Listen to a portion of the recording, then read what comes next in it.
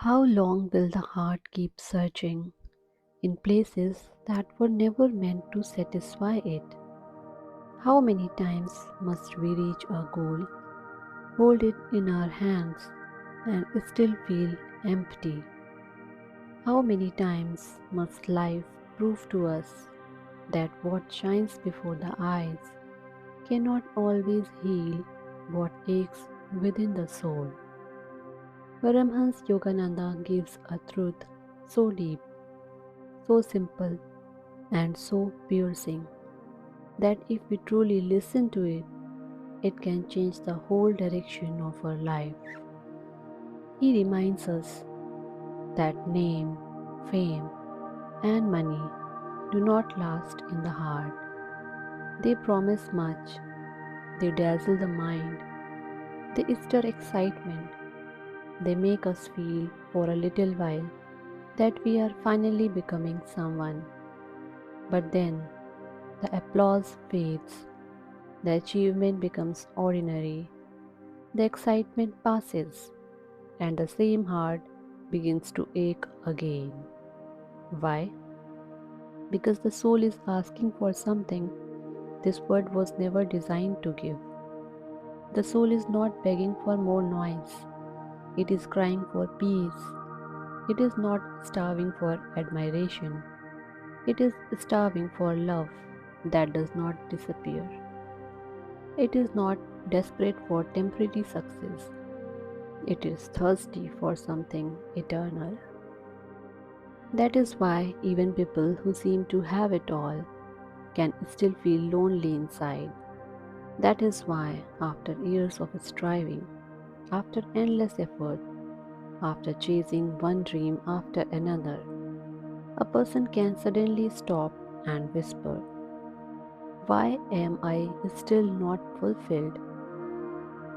Yogananda answers with compassion and clarity. Nothing in this universe can permanently quench the thirst of your heart but God.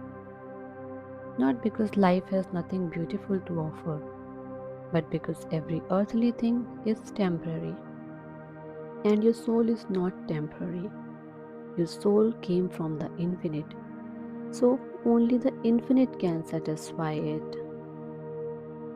You may gather wealth and still feel poor within. You may gain recognition and still feel unseen within. You may receive love from the world and still feel a deep loneliness that no human praise can touch. Because behind all human longing is one hidden longing, the longing to return to the divine. And then comes Yogananda's powerful question: why should finding God be the greatest ambition?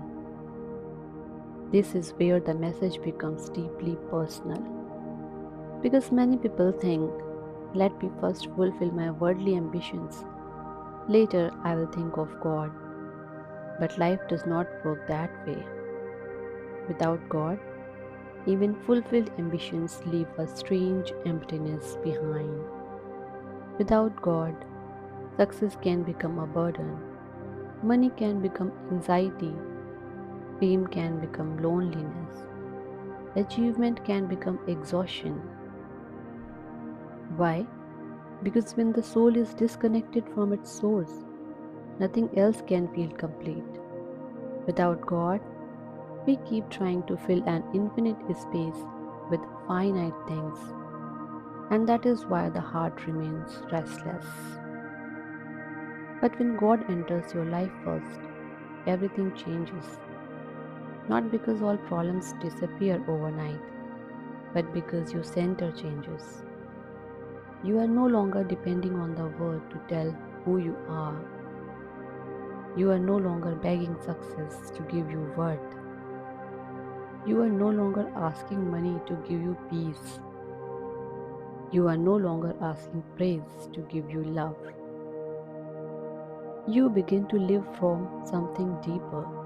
You begin to feel that quiet strength which comes when the soul touches the divine. Then, whether life gives or takes, whether people praise or misunderstand.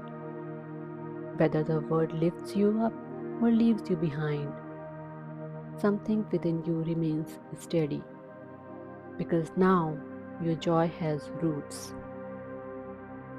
This is why finding God is not escaping life, it is finding the only presence that can make life meaningful. It is discovering the one without whom every other success feels incomplete. It is receiving the peace that does not collapse when circumstances change. It is finally bringing the wandering heart home. So maybe today the real question is not, what else do I need to achieve? Maybe the real question is, what is my soul truly hungry for?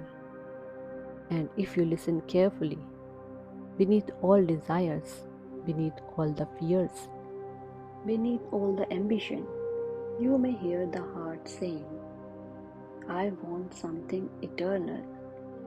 I want something real. I want God. And perhaps that is why all the roads of human experience, sooner or later, lead us to the same sacred truth. Nothing can complete us until we touch the one from whom we came. So seek what cannot fade, love what cannot die, build your life on what cannot be taken away.